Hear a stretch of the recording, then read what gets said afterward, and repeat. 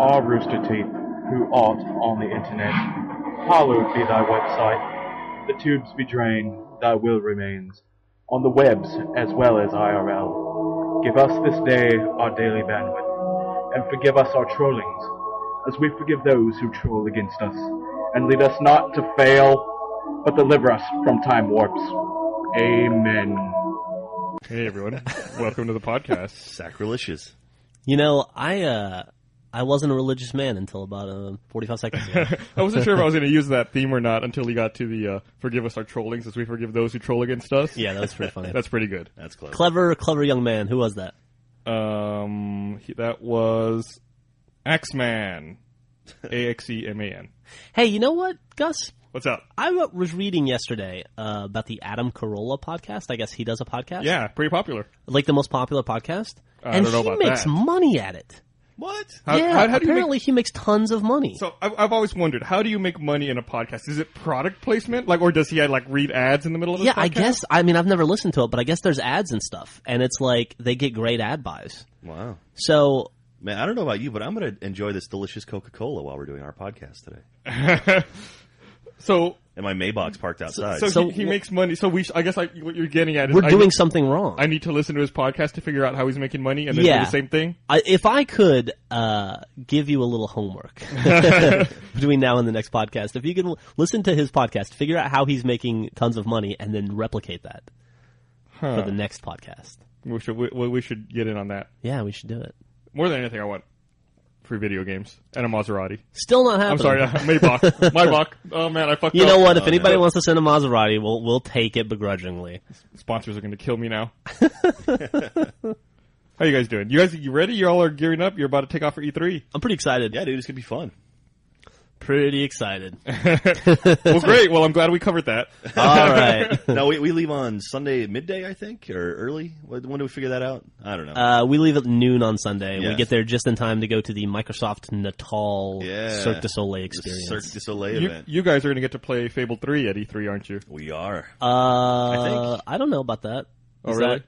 I don't know. Maybe. Supposedly. I don't know. Well, it's Microsoft, so you got to figure it'll probably be there. I thought I read it was there. You saw Fable 3 at X10. I did. Well, actually, no, I didn't. It was there, though. It was in the basement, It was and in the Jack basement. wasn't cool enough to get in there. Okay. Well, we're going to play a lot of stuff at E3. Yeah. I'll say that.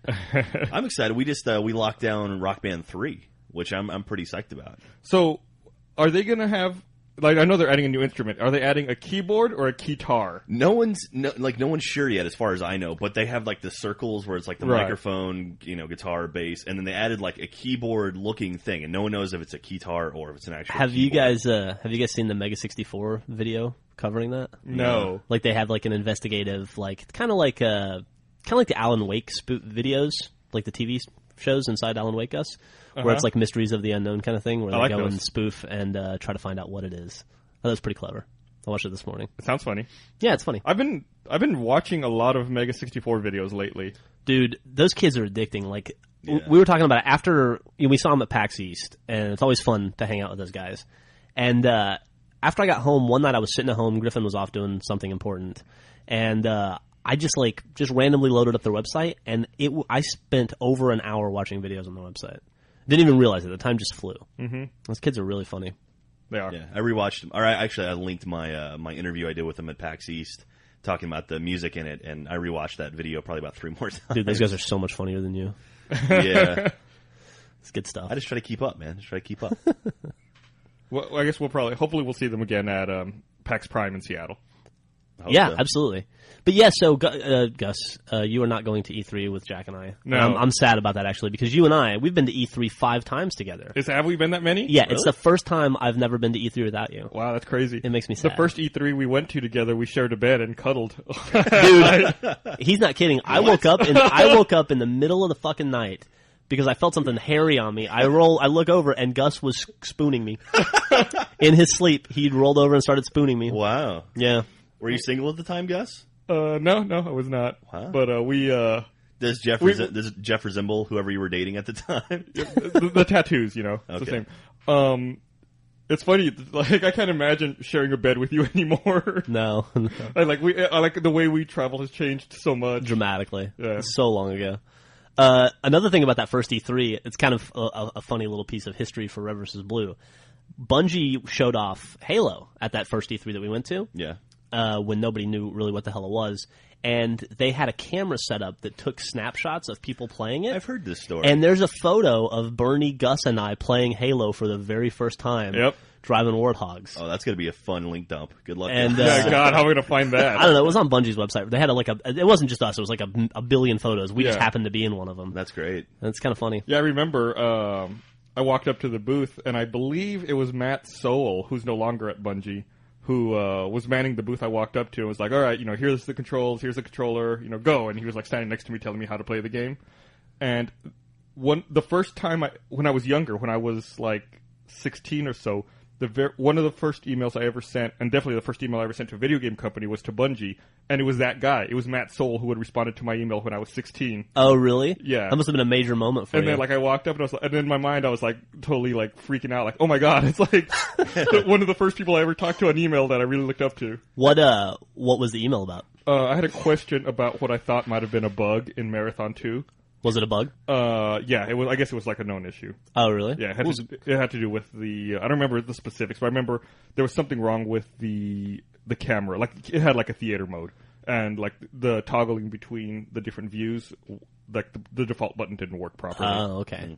That happened to me kind of once, where actually at X10 when I was out there, I saw Dan Shu from EGM, and I was like, I read EGM so much as a kid. I was like, oh crap, that's Dan Shu. So I was like, hey man, I'm just a huge fan. Nice to meet you. And I was trying to be as cool as I could. But like, dude, that's so awesome. I saw Jeff freak out a few years ago at Comic-Con. Because he saw it was Andre 3000 walking down the street. Only time you've ever seen me freak out for seeing a celebrity. And Jeff totally freaked out. He's like, "Oh my God, that's Andre 3000! Look!" And it was like, "I see him." He was like, "No, look, it's Andre 3000 right there." It's like, "I see him, Jeff." And he was like, "I want to go up and talk to him." Dude, listen, I pride myself on maintaining my cool around celebrities, and I've had an opportunity to not be a jackass quite a few times in my life for various things. And actually, one reason is the first time I ever met a celebrity. I was 17. I skipped high school because Charles Barkley was in town to play a preseason game. It was the 76ers versus the Magic. It was 1992. It was the year before Shaq played for the Magic, and I was pissed because I was just missing Shaq.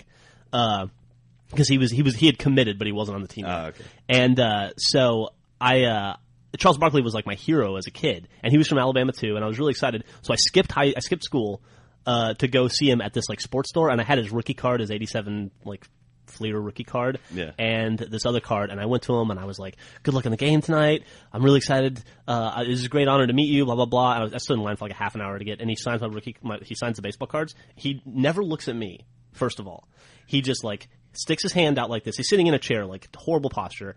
I hand him the cards. He signs them, hands them back to me, and I go, and I'm talking to him the whole time. And then I go, "Good luck on the game tonight. I'm going to be there. I can't wait to watch you play." And he goes, "Huh."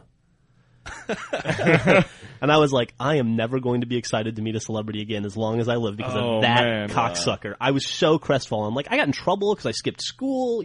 I faced grounding. I almost didn't get to go to the game that night. It was a whole thing.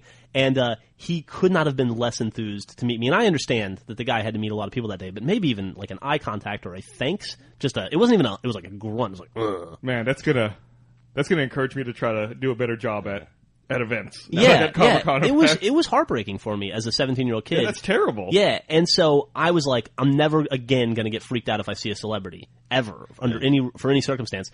And I maintained my cool until we saw Andre 3000. I know we have some long days, in the booth like that, but I hope I never come across like that. I know, me I always too. try to at least smile and look at people and.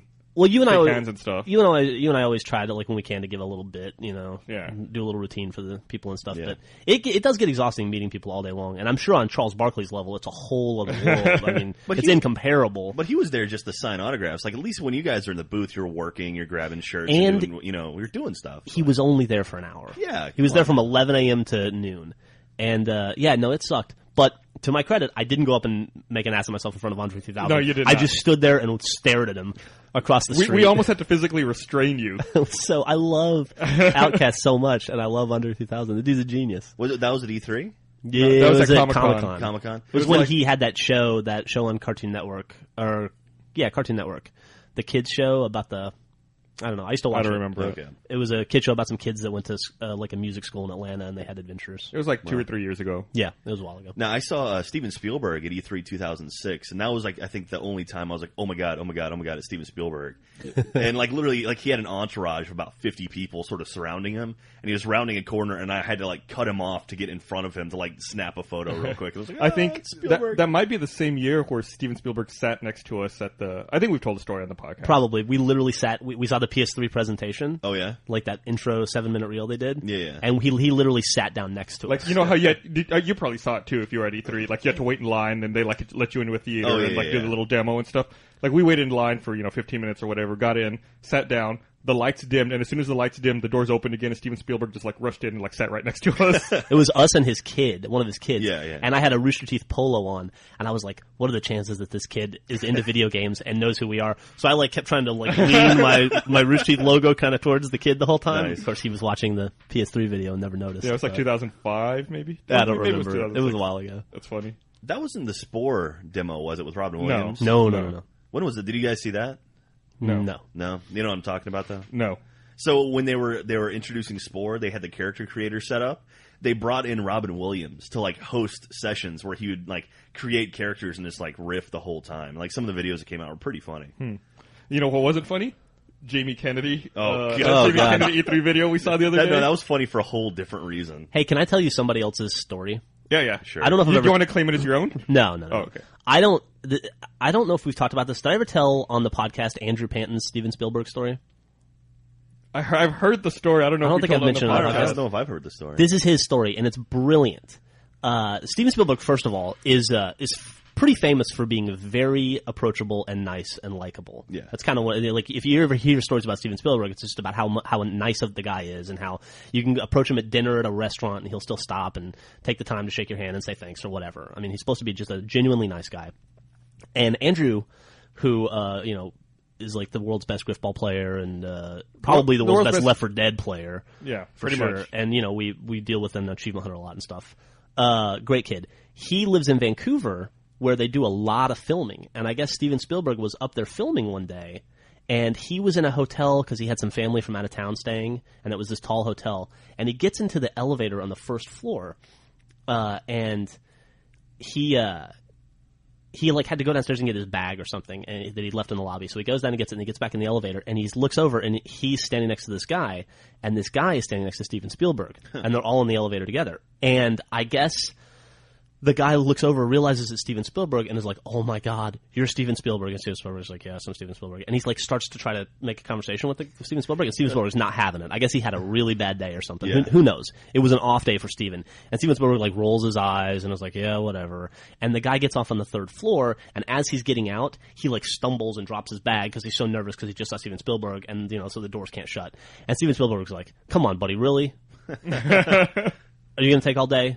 And the guy's like, "Oh, I'm sorry." And he gets out of the elevator, and Steven Spielberg's just like rolling his eyes and like, "Ugh." And Andrew Panton's like, "What a fucking jerk." And he's like, "Whatever." And then Andrew Panton, when his floor comes up, he goes to get off. He's like on the 12th or the 13th floor. I'm sure I'm telling the story wrong. But, he realizes as he's about to get out of the elevator, he thinks, "Oh, do I have everything I needed?" So he just like opened up his bag real fast to make sure he didn't forget anything in the lobby. And Steven Spielberg goes, "Are you too? Seriously? Are you going to take all day?" And Andrew Panton looks at Steven Spielberg and goes, "Motherfucker." And he just smacked all the buttons on the elevator.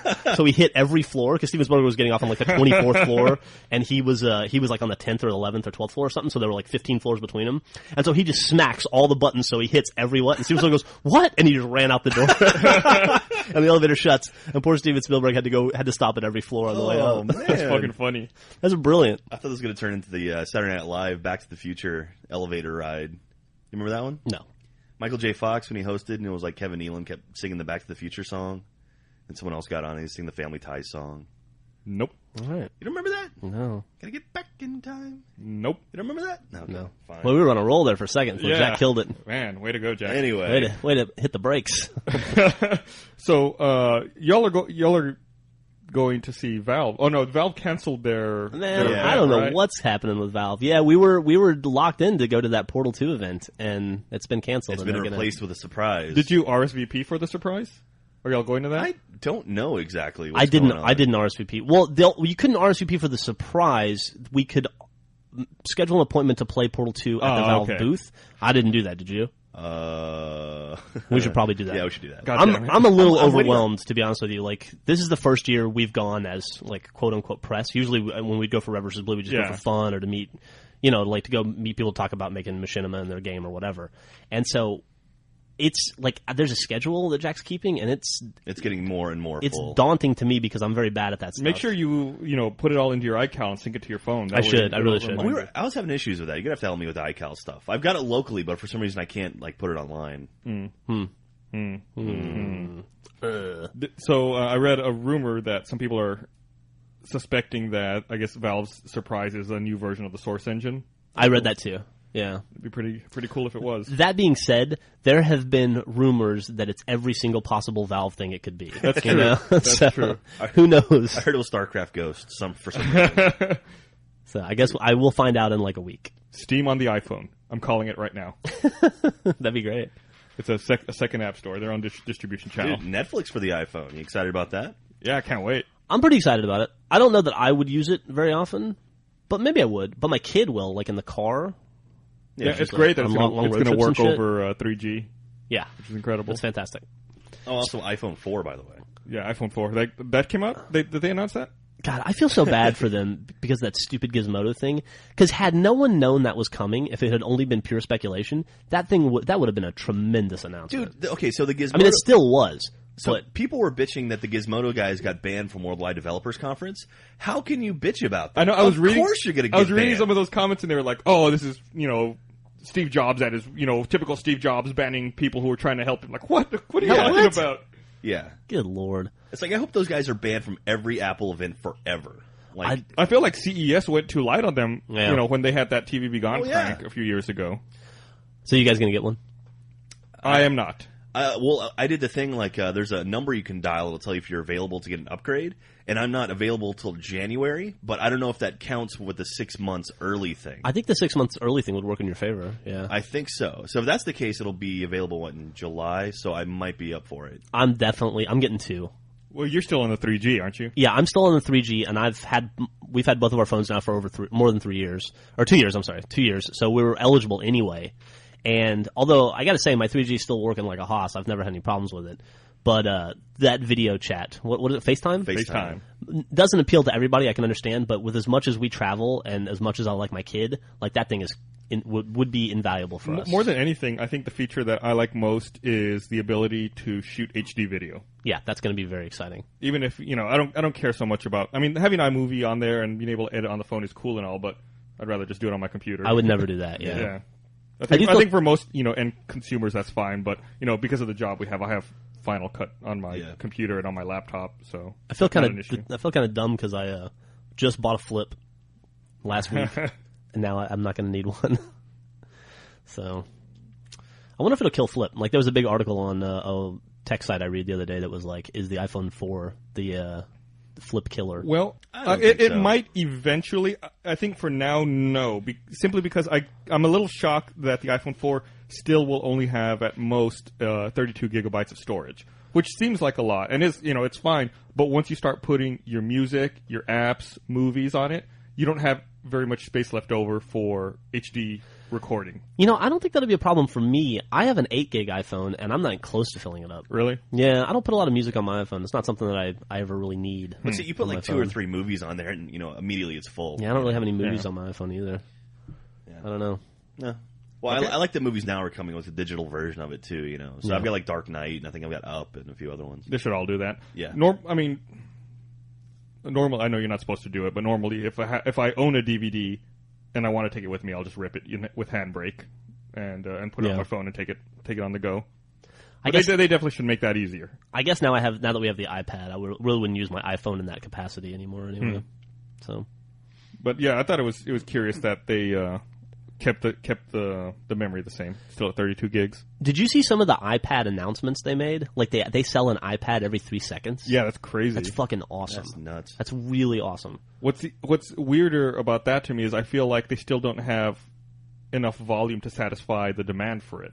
They apologize for that. Yeah, it makes me wonder if they had greater volume, like how how many iPads would they be selling? Dude, I think give it another 18 months, there'll be an iPad in almost every house in America. I'm gonna tell you a secret. What's that? I bought an iPad. Oh, did you? What? Like 3 weeks ago, I bought an iPad. Oh, how do you like it? It might be the greatest thing ever. It's really great, right? It might be the greatest thing ever. Why'd you keep it secret? Because I wanted to really use it for a long time, and like really form a solid opinion about it. That's why, like, when it was first announced, I really didn't say whether I liked it or disliked it because I wanted to get hands on with it. Yeah. Which one did you buy? Just like you, like a 16 gig Wi-Fi. 16 gig Wi-Fi. Totally fine, right? Mm-hmm. Yeah, totally adequate. What are you using it for? Everything. I mean, it really is. There's some stuff I still prefer my laptop for, but if I'm just like sitting around, reading news, it's fine. I mean, I like the news apps on it are great. Like the NPR app and the New York Times app are great, and free. The Wall Street Journal app's okay. You have to pay for, to unlock all the functionality. I did not do that. No, I don't have that one either. But the Netflix player's great. The ABC player's great. I find that I prefer browsing the web on my iPad, on Griffon's iPad, than I do on a computer now. Mm-hmm. It's great. I don't know, like the zoom in capability and all that stuff works so well, and it's so fast, and it looks so clear and crisp. Mm-hmm. It's really fun. Yeah, I'm really enjoying it. You should try reading a book on it. I really like the book reader. Yeah, I hate reading though. Maybe if I read, I would do something like that. And Plants vs. Zombies HD is just a blast. Yeah, I don't know if I've really bought anything. I've been using just like those apps that I named, and that alone's enough. Between that and Safari, just using the internet. Yeah, there's a comic book reader, like a Marvel comic book reader, that I really want to get. Are you excited about PDFs coming to the iPad? Yeah. Or iBooks or whatever? I mean, I don't know that's something that I'm going to take much advantage of. Yeah. But it's cool that it'll be there. Gotta make pirates happy. I don't ever check mail on the iPad. It's Griffon's iPad, so it's her mail, So we don't get a lot of PDFs coming in. It's a cool device, and I'm curious to see what the next generation of it will look like. No kidding, man. Or what it'll do. I wonder if it'll follow the design aesthetic of the new iPhone. So here's an idea. Like, I was thinking about what I do on my laptop versus what I do on my iPad. Is there going to be an iMovie version for the iPad? Like, would you be able to then do, like, basic video editing on an iPad? Well, since you can't shoot video on an iPad, I would think not. Yeah, but how hard is it going to be for them to throw an HD camera in there? They can fit in an iPhone. They can fit in an iPad. Oh, no, absolutely. I'm thinking iPad 2 will have some sort of camera device on it. Like, it'll probably have FaceTime on there, too. Yeah. That wouldn't shock me. So that's probably going to be the next. It'll have a front and rear-facing camera in the next iPad. Yeah, like, when they made the announcement, they worded it in an interesting way. I think Steve Jobs said, by the end of the year, they expect to have 10 million FaceTime devices. Yeah, he did. FaceTime-capable devices in the world, instead of saying, iPhones. I wonder if FaceTime is going to be able to work with, like, iChat. Like, if I could sit here on my laptop and talk to someone on their phone. Yeah, and that's the other thing I wondered. I wondered if that meant they were going to put cameras in iPads, or I wondered if that meant they were going to integrate it, with the webcams that come in, Apple Cinema displays and MacBook Pros. Well, I would assume so. They haven't really, like, let out a whole lot of details about FaceTime yet, as far as, like, if it runs through like an iChat type thing, or if you have to create an account to have it, and you have to re-add people, or can you link it to someone's phone number, or what's going on? So right. By the way, you and I were talking about Retina display and what that actually means. Jack explained it to me the other day. Oh, if you don't already know, did you not hear? What? All right, so Retina display, that's the new display in the iPhone 4. It's 324 DPI, which apparently the human eye at about a foot away can only recognize about 300 DPI. So it's actually a little bit, it's higher resolution than the human eye can process. Oh, okay. So therefore it's, your retina can only go so high, and it's actually above that. So it's a retina display. So if our eye can see that many pixels, why is the standard resolution on a monitor 72 DPI? I don't know, because it's probably cheaper to make. I think newer Apple monitors are higher resolution than that, but I think 72 DPI was the standard for a long time. Yeah. Okay, well there you go. So that's what retina means. Speaking of impressive numbers and figures, did you read any of that Seinfeld data that came out recently? No, I haven't even heard about it. What is it? Okay, well I guess this week is the 20th anniversary of when Seinfeld began, so they've started to release a lot of numbers on how successful it is. And in syndication, Seinfeld has made $2.7 billion. Seinfeld the show, or Jerry Seinfeld the person? Seinfeld the show has generated $2.7 billion in pure revenue specifically from syndication. That doesn't include the billions they're making on DVDs or any other kind of merchandising. Just syndication has been almost $3 billion.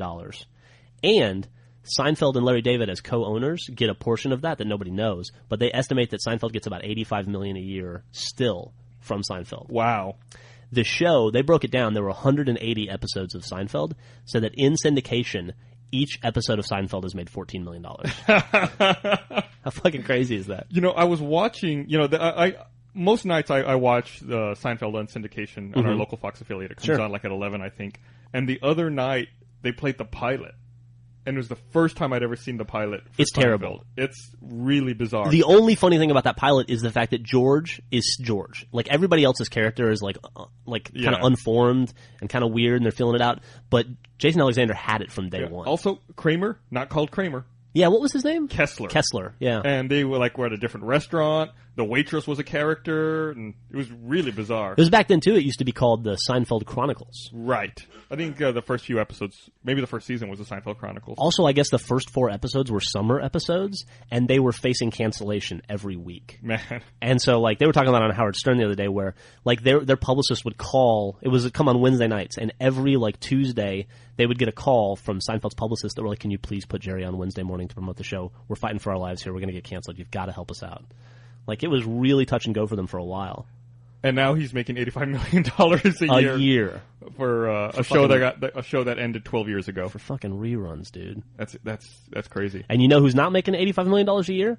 Anybody else on that show. You know they get zero, like Jason Alexander, Julia Louis-Dreyfus, Michael Richards, they get zero money from distribution, from syndication. I think. How did that happen? Well, that's the deal they signed. Yeah, they were the hold up on DVDs for a long time because they weren't going to get a cut of it because of their original deal. So they had to like rework the deal they were getting. The deal is they get a piece of DVD sales, which I'm sure is nothing to laugh at. I'm sure the DVD sales are tremendous, you know. But yeah, they get $0 from syndication, which is fucking crazy. That's weird. Yeah, man, that's the deal they had. I'm sure, I'm sure they approached it like any other project, when they started, didn't think, weren't sure if it was going to go even, 100 episodes or be syndicated or anything. You think you get some sort, you think SAG would at least make sure they get some sort of residuals?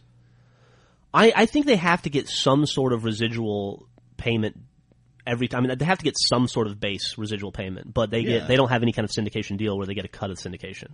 Man. I'm sure they get their SAG minimum residual or whatever it is.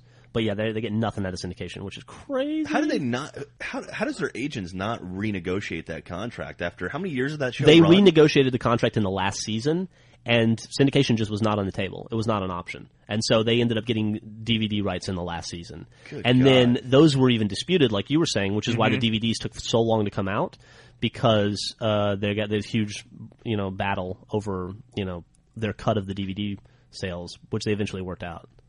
That's just nuts. Yeah. I wonder if those guys hate Larry David and Jerry Seinfeld. I mean, you always see the side members on Curb Your Enthusiasm. Yeah. I say they all came back together on Curb, right? Yeah, like later. But even in season 1, like Julia Louis-Dreyfus and Jason Alexander were showing up pretty regularly. You never saw Jerry Seinfeld until much later on in the show. But there's got to be bad blood there, right? I don't know. I mean, regardless of that deal, the show still made all those people a household name and still made those people a lot of money. Yeah, but regardless of how the deal on the back end works. Who do you think the most successful non-Seinfeld member of the cast is? Probably Julia Louis-Dreyfus, I guess. I guess so, because she has that New Adventures of Old Christine. She's had a couple of shows. That show got canceled, though. Yeah, but it had a couple seasons. Yeah, not funny. Yeah, no. Jason Alexander does some movies. He's had some movie gigs. Does he? He was in Pretty Woman. Yeah. Oh, really? Yeah. He was like before Seinfeld. I think he was in Shallow Hal. You see him every once in a while. Oh man, was he in Shallow Hal? Yeah, he was. Was he a buddy Jack Black's best friend? Oh, that's right. He was like the number 2 guy. That movie was terrible. Did I see the movie with you? Yeah, we saw it together in the theater. I think. God, that movie sucked. Yeah, it was terrible film. But no, I feel like I see Jason Alexander pretty regularly. Michael Richards, though. Yeah, he sort of fell off. He faded into obscurity and then came back for one very painful day and then disappeared again. Well, no, a couple painful days because then he had to apologize too. So yeah. That was rough. I remember that when Seinfeld was on David Letterman and they apologizing. They video chatted with him or they brought him on via remote or whatever and he apologized. Oh god. And then all the audience was laughing and Jerry got mad and he's like, "This is not funny. We're not joking around." Yeah. That was painful, man. I'm sure he regrets ever doing that. Gus, did you see this 12-year-old kid who saved his sister from a moose attack based on his World of Warcraft skills? Is that true? Yeah, that's kind of an old story. I think it's like a year. I hadn't heard and a half that. It's on IO9 right now. What did he do? So this kid, it was him and his younger sister, I guess. They were about to get attacked by a moose. And so he used his knowledge of, like, he wanted to save his sister, so he taunted the moose to distract it. So he taunted the moose, so he went aggro on the moose, and the moose started going after him. And then he feigned death, and the moose got bored and walked away. So he, like, distracted the moose and then, like, basically walked off. So he personally attributed that to World of Warcraft. He played a hunter in World of Warcraft, and there's some very similar skills. See, video games save lives. That's pretty cool. Yeah. It's some Norwegian boy. There you go. I wonder how much Blizzard paid him for that story. Yeah. Just tell him it was because of World of Warcraft. Dude, how old did you say he was? He was 12. Oh, okay. Hans is his name. Of course, he's from Norway. I think World of Warcraft is rated T for teen. I don't know if that's age appropriate for Hans. Yeah. Is his last name Gruber? Oh, please. No, I don't know. You've got a great Hans Gruber story. Yeah, I have a friend of mine I went to high school with, and he had a younger brother that was like 2 or 3 years younger than us. By the way, it's Frank who was in Immersion. Yeah, he was one you've of seen the him Yakuza. around. Yeah. And after we'd graduated high school, like we were hanging out, like it was like summer break from college or something. We were hanging out, and his brother was all excited because he had some kind of like weird scholarship. It sounded sketchy. He got a letter in the mail that was like, "You're pre-qualified for some grant or scholarship. You know, you just have to pay us like a fee to process it, and then you'll get all this money." Obviously a scam. And his younger brother was kind of dumb and was excited about it. And we were trying to convince him it was fake. And then we were looking at the paper. And then Frank said, "Look, it's signed by Hans Gruber. That was the bad guy in Die Hard." Funny thing about that is his younger brother, who was kind of dumb, is like a fucking scientist now. Yeah, he in does California. like secret military projects or something Sweet. that he can't talk about. You know, it's sad that no one really highlights Hans Gruber's humanitarian efforts, his philanthropic properties. You only get the bad stuff. Man, speaking of secret projects, what do you think about that Mortal Kombat thing? That trailer that came out yesterday? I don't know if it's secret, but it was all right. But it's kind of a cool take. Burnie hated it. Yeah, I wasn't as blown away as I think most people were. Bernie hates everything. I thought it was really, really cool. What did you think about it, Joe? I thought that the fight sequence, which is why I wanted to show it to Monty, was tremendous. Yeah. I thought that was really good. And all that choreography was fantastic. I thought it started off okay. Then the fan service stuff just went over the top and was really blatant and really annoying. Like, stuff like when Jax closes his door, his cop door, his name, Jackson whatever. Jackson Briggs. Jackson Briggs is on the door, but the O and the N have fallen off and it just says Jax, like J-A-C-K, and that's cool. Like, I was like, oh, that's kind of cool, you know, like little hints that aren't like too overt. And then they were like, then they just started crowbarring stuff in left and right, and that got kind of hard to listen to. And the acting wasn't that great, but it was cool to watch. I hope it works out for him. It's a pitch piece, right? Yeah, it's basically apparently Jerry Ryan, who was Sonya Blade in the piece. She said it was for the director to pitch Warner Brothers on taking Mortal Kombat in a new direction, and so it's more. I mean, it's very like reminiscent of like Seven, but I really like the. Oh, we're not going to get to see Christopher Lambert as Raiden anymore. Christopher Lambert. Oh man, what a great dude. Man, that first Mortal Kombat movie, both Mortal Kombat movies, are pretty rough. I don't think I ever saw the second one. I know I saw the first The one. second one was goddamn ridiculous. They had like CGI dragons. Like it's like is it not T-Hawk? Who was Nightwolf? Like teaches Liu Kang how to like channel his animality. And then they you're already losing. Right, it's like a dragon and a beast fight at the. God, it's so bad, dude.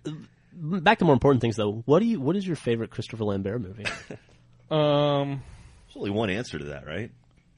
Yeah, I guess it's got to be Highlander. I'm gonna go with Greystoke. I don't think I've ever Legend of Tarzan. Heard of that. He was fucking Tarzan. Was he? Yeah. Wow. That was a good movie. Hold on, I got to look Christopher Lambert. I got to know if he was in anything else that I would know besides Highlander. Can you think of any other movies he's been in, Jack? Mortal Kombat. Oh, besides Mortal Kombat 1. He wasn't in Mortal Kombat 2. No. Christopher Lambert, Rutger Hauer, and Jan Michael Vincent have like the exact same career in my head. I don't know. I get those dudes confused all the time. Yeah, I don't recognize any of these movies. Nope. All right. Yep. Highlander. Still gonna stick with Greystoke. Did you see the rumor that Kim Kardashian might play Lara Croft in a Tomb Raider reboot? Yeah, That would be terrible. That would be terrible, but I would watch it because I've seen her in a movie before, and that was a great movie. What movie? Oh, yeah. Kim that D little Superstar? that indie film she did with Ray It's a J. little indie film, a lot of shaky cam, but she was fantastic in that one. and I would definitely see her as. I would pay to see her. Dude, as that Lara chick Croft. is so hot. You know who she's dating right now, supposedly? The soccer player. Ronaldo. Oh, yeah. I guess if you're going to go from, like, where do you go from Reggie Bush? I guess you go for the world's best soccer you player. go from, like, the national level of an athlete to, like, an international, like, superstar. Well, Yeah. I mean, After this, she might have to move to, like, Aliens. Like, she's got Yeah, there's going to be nobody left. She has to. She'll have to go with like a fusion of Brad Pitt and David Beckham. or me. She'll have to date them both at the same time, or just one Gus. Yeah, or one Gus. There you go. yeah. I guess she won. Reggie Bush won a Super Bowl while dating her. So maybe Ronaldo's doing something smart. I think Ronaldo's got enough accolades already. Yeah. The dude's doing all right. She's like the anti Jessica Simpson. Man, we should hook her up with Tony Romo. God. So the World Cup starts on Friday. I'm I really think excited. You and I might be the only people excited about this in the office. I I know think- I'm super excited. I've been so anxious for like the last month. Well, you and I have been World Cup buddies now. This will be our third World Cup we've been through together. I guess so. Third yeah. or fourth. Back in the day when we were more fanatical about it, we would get up, because it always airs at like retarded times. It's not so bad this time. It's not so bad this time. But you and I would get up. There's a bar called Fido. It's actually a chain, but that's in Austin that would show games at like 6 in the morning. And you and I would like get up before work or take days off work to go to this bar at 6 a.m. and we would be surrounded by drunken Irish and British hooligans who are like hammered at 6:30 in the morning. And it was Awesome. an amazing and surreal and awesome experience. I could never figure out if they were still drunk from the night before or if they'd gotten up super early to get drunk by I that don't know, time. dude. It was a work of art. If they were just born drunk. But it's like the experience of sitting in an Irish pub with a bunch of drunken UK dudes at like 6 in the morning on a Thursday is just, it's a fantastic. Everybody should do it once in their life. The worst, and I think that World Cup was the 2002 World Cup, and that was the worst one because that was the one that was hosted in Korea and Japan. Yeah. And the time change was so fucked up. You had to get was terrible. super early to watch everything. But and you clued me into something really awesome because I don't have cable anymore, so I'm not going to be able to watch a lot of the games. I can only watch the stuff that ABC is going to air. You clued me into that if you go to ESPN3.com, they're streaming almost every World Cup game. Yep. 54 out of the 64 games will be streamed. The 10 that will not be streamed are the 10 that are going to be broadcast on ABC. And the first game is Friday. First game is Friday. It's South Africa and Mexico. Right. So you Go Mexico. Yay. I'll root for But Mexico with you. I guess not every service provider will allow you to stream off of ESPN3, though. Like, I guess the service provider has to have a deal with the network. I don't know how it works. But I think I read that Time Warner will not allow you to stream stuff off of ESPN3.com. But Our internet provider here at the office does, and my internet provider at home does, so... and plus, I can watch it on my iPhone. Oh. I got it synced up to watch on my iPhone. Also, you can, if you have access that allows you to, and you're traveling, it allows you to remote access it somehow and Yeah. view it. I don't know how that works, so I'm not going to talk about it too much. Oh man, speaking of, we don't typically go into sports too much, but Jack and I realized that during E3 Tuesday night, kind of in the middle of an event we have. What's the event? It's the Halo Reach. Damn. Yeah. But during that event, we're gonna have to figure out how to do it. The Lakers Celtics will be playing Game 6, assuming it makes it to Game 6. They could be playing Game 6. And so we started looking up tickets on Ticketmaster, or I'm sorry, on StubHub, StubHub. and I think we're gonna go see the Lakers Celtics play while we're Yeah. there. I'm excited. That'd be awesome. Yeah, or we'll see some of the game and then leave to go play video games. The Lakers won last night. Yeah, so basically we need the Celtics to win tomorrow night. Right. Yeah. The Celtics win tomorrow night, it'll guarantee Game 6 at least. Right. So I'm really looking forward to that. I've never been to an NBA playoff game before. But tonight, Jeff and I, we're going to go see some hockey. I went to the game on Monday, and we're going to the game tonight. We're going to sit on the glass, watch the Texas Stars and the Hershey Bears. Nice. It's the date. Yeah. I'm Are excited. you going to do the old dick in the popcorn? Yeah. According to Jack, the stadium, or whatever the fuck you call it, The Cedar Park There- Center? Cedar Yeah. Park Center, has $1 hot dogs. $1 hot dogs, $2 beers. So we might have a little hot Nice. dog eating contest. Did you know IKEA has 50-cent hot dogs? Yeah, but I can't eat anything at IKEA, man. Yeah. That's rough. You get a bag of meatballs for like $1.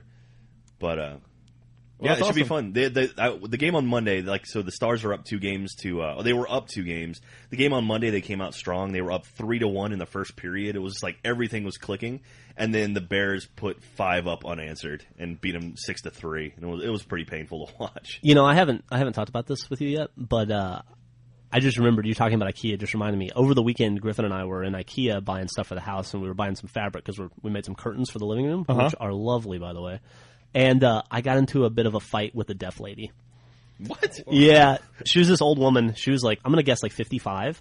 And there's like one fabric cutting station where you can like measure your fabric and cut it. I know the station. And so we walk over there. There's nobody there, and we lay our fabric down, and then some lady comes over and starts hand signaling me. And I guess that she had some fabric off to the side that I didn't see, and I was like, oh, okay, I guess you're cutting fabric, but you weren't by this, whatever. Okay, so I picked up my fabric and I stood off to the side for a second, and she hemmed and hawed and cut a little bit of fabric and then walked away. So I went and I put my stuff back down and we got ready to cut, and then she comes back 5 minutes later with another reel of fabric and starts yelling at us, well, pantomiming at us again, and I was like, what the hell, lady? Okay, so I pulled my fabric away, and then she gets all flustered and starts like elbowing me and stuff and starts cutting more fabric. She did that for fucking 20 minutes, and every time she would leave, I'd like come over and I'd start to put my fabric down, and she would run back and be like, no. Like, it was really weird. So I had to literally sit there and watch this lady very slowly cut fabric. What the fuck? For 20 minutes. And anytime I got close to the station, she was like, she'd turn on me. It was really weird. That's so she weird. Might be my least favorite person on the planet. And I guess she's probably not listening to this podcast, but that would be amazing if she was. But if she was, I just wanted to know you're a bad person. Hey, doesn't the A-Team movie open this weekend? Does it? I know Karate Kid opens this weekend. I don't know about 18. Dude, everything I'm reading is that Karate Kid movie is going to be awesome. It looks good. Like, it looks terrible. I think it looks terrible. I'm watching the trailers, and it looks pretty good, man. I don't know. Every commercial I see makes me cringe. Like, I can't look at it. You know what's a good fucking movie? Like, honestly, seriously, a good movie. If you sat down and watched it right now, it would be awesome. What's that? Karate Kid, the original. It's not that old. Yeah. That came out in the early 80s? Mid-80s? Maybe like 86, 87. It's Elizabeth Shue, right? She's in that? Yeah, Elizabeth Shue's all up in it. 84. 84. Yeah, A-Team does open this weekend. Nice. So it's the battle of the 80s this weekend at the box I guess office. so. Is Rooster Feast going to any of the Draft House? Are they going to the Draft House? I'm not sure. They're going to a billion places. I'll check. Hey, that's another thing. That's going on this weekend. Rooster Feast is this weekend, I think, Friday, Saturday, and Sunday. Yeah. You and I will be on a plane Sunday, but I'm gonna make a concerted effort to have lunch with those guys on Friday, wherever they happen to be at lunch on Friday. Yeah. And then when they hit up Rio Rita on Saturday, I'm gonna go try to have drinks with them. I don't know if you guys have they put out a schedule yet? No, they're going to have a schedule soon, I think. Okay. They do have the Draft House on here, though. Okay, that's good. I've made it such a priority that I was actually going to go camping Friday night with Griffon and Millie before I go out of town, and we canceled the camping trip just so that we could hang out with the Rooster Teeth guys. It's also been raining the last few days. Probably don't want to camp in that. I'm sure it'll be fine. This is Texas. Shit dries out fast. That's true. Yeah, if Rooster Feast, if you're listening, you should put out a schedule. I think they said they're going to. They're just waiting till the last minute for some reason. Okay. Sounds like a very well-organized event. Got to keep us guessing. Anyway, the reason I brought up the A-Team movie, to step back a second, is did you hear that Mr. T, I guess, is very upset at the A-Team movie? I was going to bring that up, too. Yeah. He does not condone or support this film. Yeah, I guess he was shocked with how graphic it is and the violence and the sex. Yeah, too much sex and violence for Mr. T. Yep. That's that. I guess he also turned down a cameo in the movie. Well, the man's got morals. Yeah. Well, maybe, I don't know, he probably didn't know what the script was. Maybe, did they show him a script? I don't know. I don't know. I don't know how that works. Yeah. So, sorry to hear that. Yeah. Well, I wonder how the movie will be. That doesn't seem good. It looks terrible. I will say that trailer. I can't believe that they put the tank falling and shooting at a plane in the trailer, because that seems like that's probably the moment of the movie. That's the money shot. Yeah. Dude, speaking of trailers, did you see the new Harry Potter trailer? Yeah, Deathly Hallows? Deathly Hallows, right? I saw it, yes. Part 1.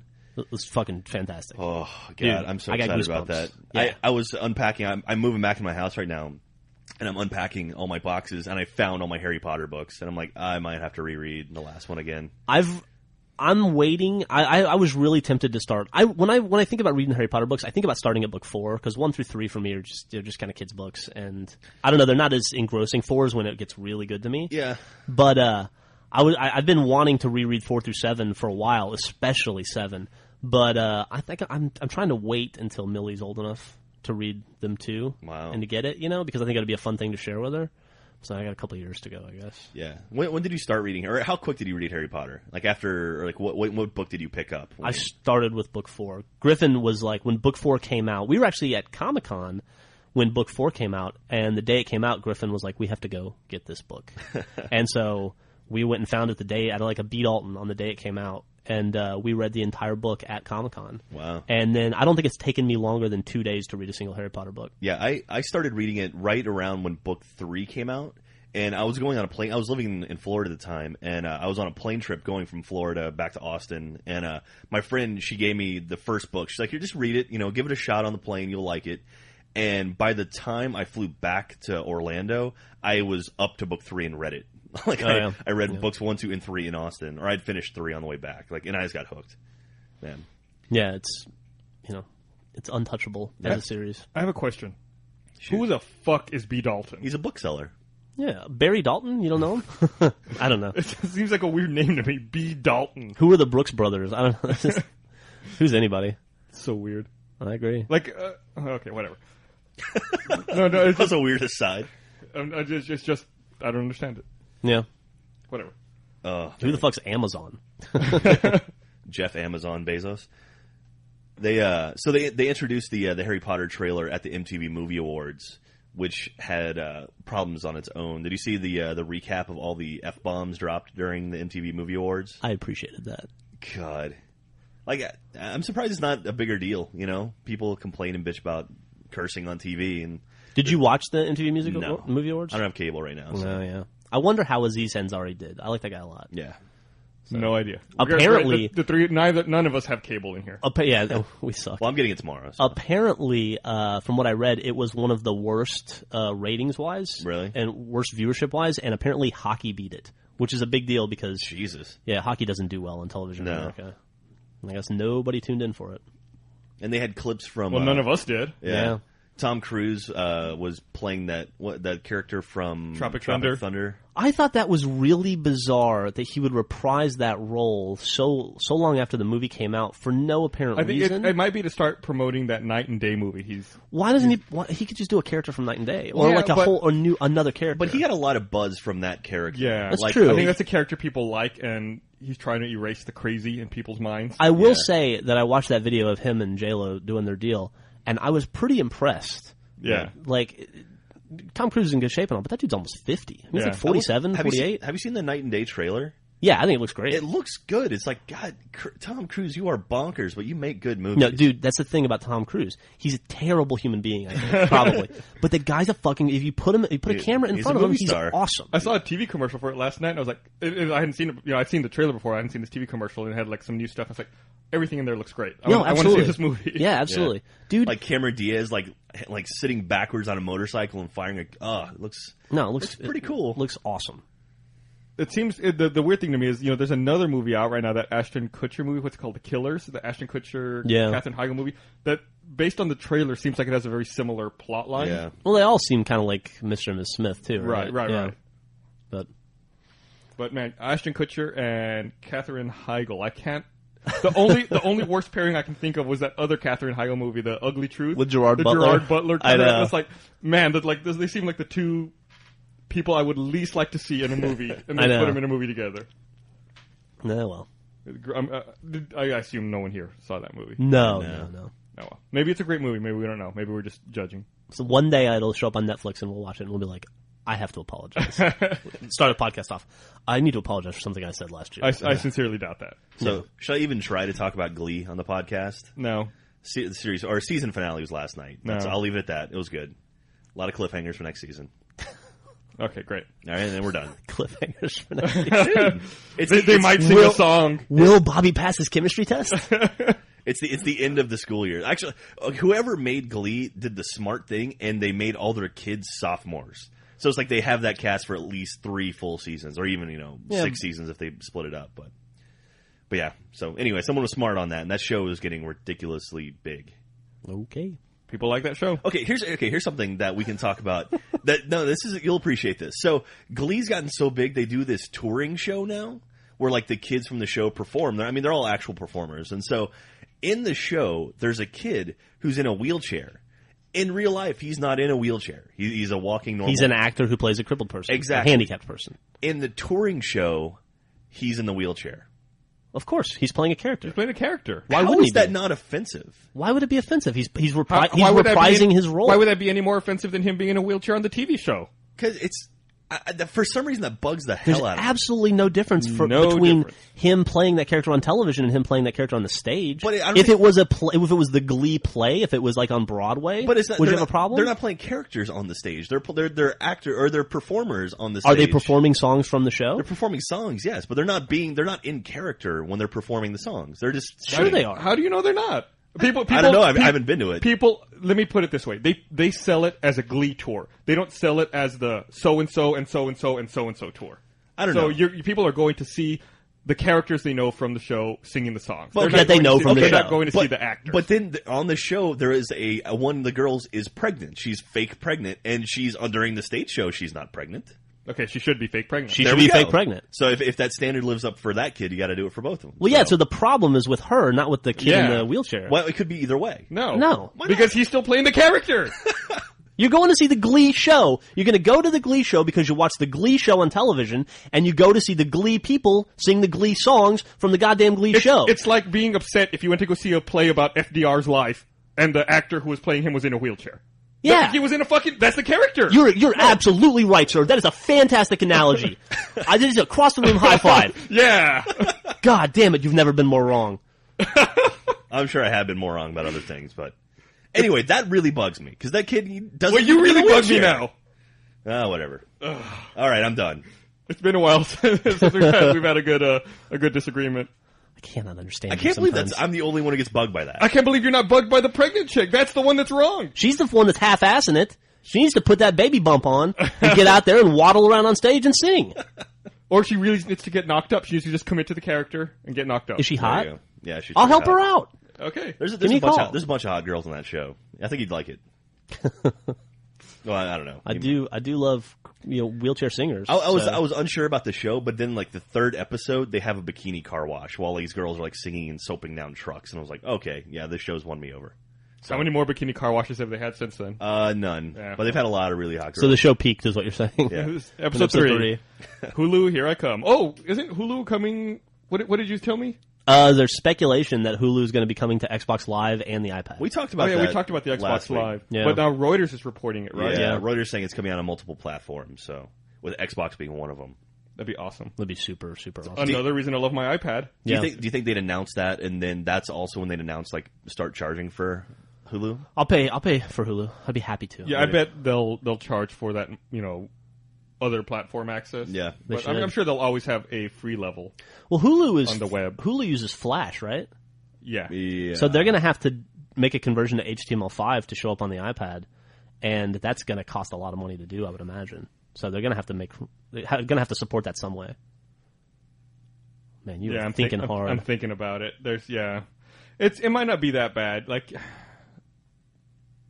you could, it would suck regardless. They're going to have to, somebody or some process is going to have to re-encode every video on that site. It depends how easy it is to gain access to the files that they encode from. You can set a batch real easy to just go through a whole, folder full of files, but then it's a matter of amassing all of those files and finding your originals again. Yep. You're going to have to develop a whole new process. You're going to have to change the entire ingestion process for every video that comes in from there on out. Yeah. Listen, what are you, some kind of video producer? Ingestion process. That's pretty good. That's what it's called. Oh, yeah. I'm impressed. I work in entertainment. Yeah.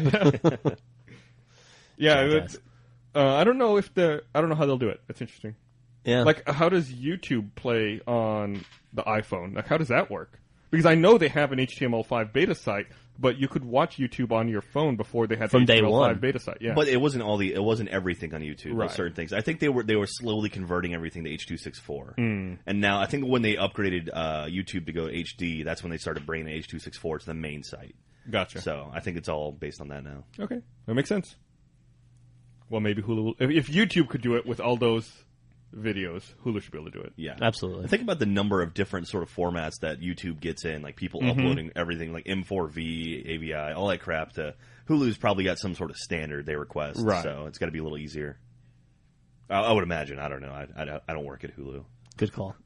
I wonder how many people do work at Hulu. I don't know. That's an interesting question. I'm always shocked by the number of people that work at companies like Facebook and in MySpace and Hulu. It's always way too many. Yeah, it's way too many. We have how many employees here? 10? 11? Something like that? I don't even know.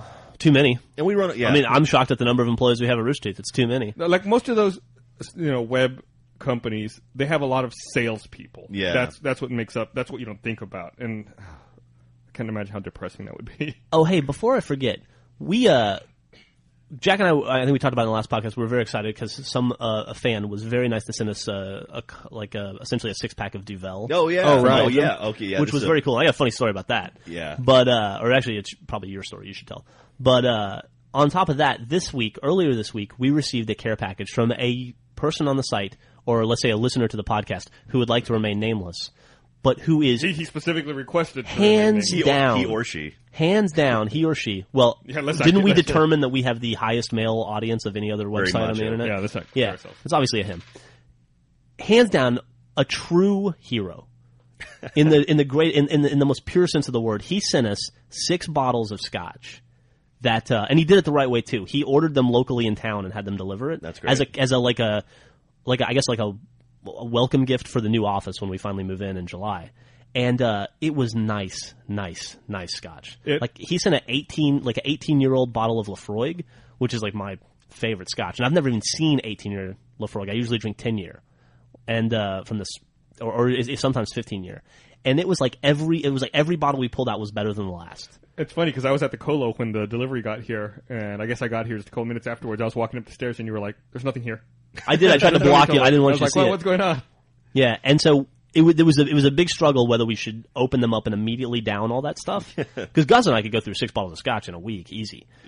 But we decided that we're gonna, true to his wishes, or what we assume his wishes to be, we're gonna wait till we open up the new office, and then we're gonna build like a beautiful scotch bar. Then we're going to go on a bender to end all benders. Yeah, and then we're gonna make sure we get nothing done for the first month. We're in going that to burn office. down that building. Anyway, it was a heartwarming gift, and we're very touched. Thank you so much, sir. So much scotch. So someone sent us Duvel. Creo sent us Duvel last week. Yeah, that was awesome of him. And it was awesome of him. And we put the Duvel in the fridge because we were going to drink it. Yeah, you got 3 Duvel, and I got 3 Duvel. We both got 3. We had like these gift packs that had like a little glass, and then an extra one, so we both had 3 apiece. And we put the Duvel in the fridge and to cool. And so because we got it late in the day, we got it, and let's open these up tomorrow. Yeah. Let's let them cool overnight. Yeah. And then in the morning we'll come in and have a little breakfast. In the morning we'll come in. It'll be nice. So the next morning I get into work, and there's an open bottle of Duvel that's had maybe 1 or 2 sips out of it, and it's sitting on a desk out in the front room, not the back room, not where Jeff and I sit. Warm as hell because it's been there all night. It's been there all night. Turns out Burnie opened up one of our bottles, took 2 sips, goes, "I don't like this," and just left it out the rest of the night. So that one, He's notorious for that. dude, it gets worse than that. Then another one of my Duvel just disappeared. I don't know what happened to that one. So out of the 3 that he was nice enough to send me, I got 1. Yeah. I'm sure the one that disappeared got joled. Yeah, it might have. I will say though that one Duvel was delicious. Yeah. I haven't had one yet. I haven't had any of them yet. So. Yeah. But thankfully, I've left mine out. I have my gift pack still out, so Yeah, I have so 2 of them still. You should take that home before those disappear. Yeah. The person that took the 2 out of my gift pack didn't even throw the gift pack away or any. It's just in the fridge, empty. Still. Nice. Did you take the glass out at least? No, the glass is still there, the whole thing, and I'm so mad about it. All I'm the just gonna stuff that leave doesn't it. get you drunk is still in there. Yeah, Man. So I'll take the glass out eventually, but I see that, to answer our earlier question, Hulu has 160 employees. Jeez. In 4 offices. 160 What? employees in 4 LA, offices. New York, Beijing, Chicago. What do you need? Why do you need an office in Beijing? Well, I'm for? sure that they have deals outside of the U.S. I mean, I know you can't get Hulu in the UK, but there's got to be some markets outside the U.S. that you can, and you have to have a local presence. Really? I would think so. I don't know.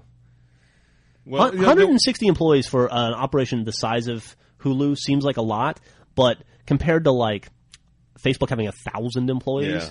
it seems a little bit more realistic. I bet Facebook has more than 1,000. I bet employees. that figure is probably 2 years old. They're gonna have 200 in Austin. Yeah. You know. What is that? Do we figure out where the location is going to be? Is it going to be across from Huts? Are they building there? I think so. Yeah, they just tore down a building over there. Facebook has over 1,400 employees. Oh wow, there you go. That's crazy, guys. You and I were walking to lunch at Whole Foods one day, and we were looking at this old like gas station or like repair shop. It's a car repair shop. That was still operating. And we were like, this was like maybe 2 months ago, and I was like, man, this is some prime real estate. Austin has really grown up around this street. I wonder how much longer the dude is going to be able to hold on to the repair shop before he finally, either the lease runs out or he decides to sell or whatever the situation is. Literally a month later, we were walking to lunch at Whole Foods, and it was gone. It was just a parking lot. Yeah. The entire building was gone. Or like it felt like overnight. And I guess that's where Facebook's going to be. Mm-hmm. Yeah. Speaking of which, maybe we should go get some... Oh, no, it's terrible weather. I was going to say we should get some Whole Foods for lunch. Maybe the weather improved. Maybe. If it did, we should go. Yeah. No? I don't think so. It was raining when I was walking in, so... By the way, dude, chickens are fucking stupid. It's rained twice now since I've had the chickens, and I have a little like hut for them that's weatherproof so that they can get in and stay warm and dry. And sure enough, this morning Griffin goes outside to look, and the chickens are as far away from the little hut as they can be in the pouring rain, just huddled up, freezing to death. So we have to like physically put them in give them a towel and had to like put them in the little weatherproof hut and lock them in it because they're too goddamn dumb to get in on their own. That's fucking funny. Yeah. All right. Well, let's get out of here. Let's go get some lunch. Okay. All right. Anything else you guys want to talk about? We had Red vs. Blue episode 9 yes. of season 8 just hit this past Yeah, Monday. what happened? Shouldn't that have been a PSA? Well, we wanted to get to the point where we had the reveal at the end of episode 9. Oh, okay. Yeah, we kind of want to leave. And then now we have a PSA coming out this week. Okay. Yeah. Yeah, I know. Like I was confused by that. It's weird. I've actually lost touch with Red versus Blue a little bit since I've been working here. Well, you and I are back in the Achievement Hunter cave, too. Yeah. It's like, what's going on, guys? But, I just record the audio, but I don't actually listen to recording when you guys are doing stuff. I'm actually excited about the PSA. It's a PSA that speaks to me. Yeah, okay, let's not say too much about it. But yeah, so we have a PSA coming out this Monday, and then episode 10 the Monday after that. And then it got Awu coming from LA. Yeah, we're gonna attempt to do a week of videos, multiple videos a day from E3. Oh, really? Hunter. Yeah. Yeah, we'll see. We might even try to live blog the Microsoft Press event on the front page of Rooster Teeth if we can figure it out. That's cool. We should talk to Ben about that. I've been trying to. He just hasn't been online. Been trying to. And that's about it. Cool. All right. Well, I guess we're going to have some people sit in for the podcast next week because you two won't be here. Oh, man, that's going to be rough. Yeah, I'm going to miss You can do a podcast with Brandon and Joel. Maybe I should put a poll up and let people vote for who they want to be on here. It could be Monty, Brandon, and Joel. That's my vote. Awesome. Oh, wow. Yeah, that'd be fun. That would be great. the best podcast ever. Well, we might have to restrict people to one vote, unfortunately. I'm telling you, dude, I'd be happy to call in. I could probably work that out. Well, we're probably going to be busy, man. Give you updates. Yeah, but you're going to be 2 hours ahead over there. Well, it's going to be new. Oh, no, I guess it'll be early. So It'll be 8 a.m. in LA. Yeah. All right. I'll be trying to sleep. Hey, if anybody has any recommendations for where Jack and I should eat while we're in LA, please tell us. We have places that we go to every time. You're going to be by the convention center or something. Yeah, we're going to be by the convention center, but we'll have a car. We'll hit In-N-Out, obviously. Yeah, and maybe we'll go to the Stinkin' Rose and some other places. But if anybody has any great food places we should check out, let us know in the comments. Cool. All right. Well, thanks for listening. Thanks. Toodles.